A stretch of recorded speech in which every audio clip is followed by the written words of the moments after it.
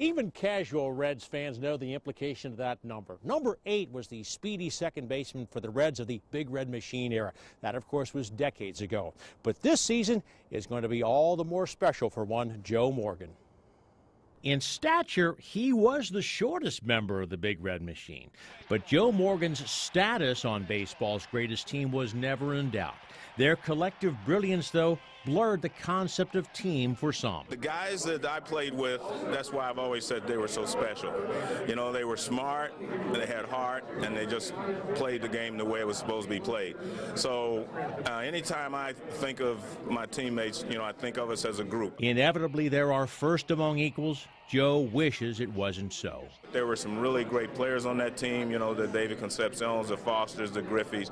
You know, all these guys were just great players, and it's just unfortunate that we can't put all 8 of us up here. Up here being the terrace outside the Reds Hall of Fame and Museum adjacent to Great American Ballpark, where Johnny Bench's life-size bronze likeness will be joined by one of teammate Joe Morgan come September. Being blunt with you, when I went into Cooperstown, I thought that was it. I thought that was, hey, you reached the pinnacle.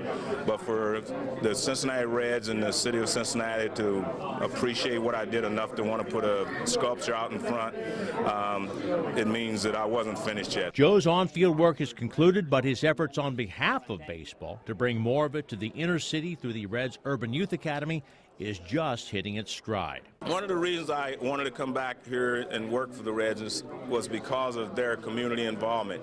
They have done so much, you know, as far as in the urban community, you know, building fields, even before this urban academy was even thought of.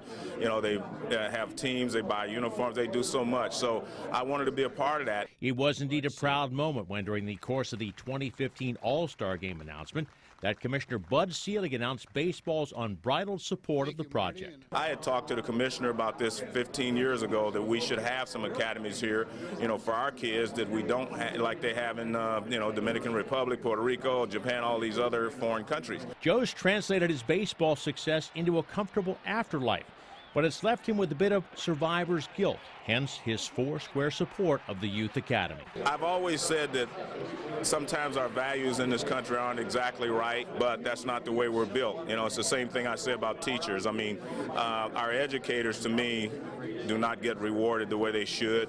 As for the here and now, specifically the 2013 Reds, one acquisition he feels will make all the difference. Sin-Soo Choo at the top of the batting order. This guy can play.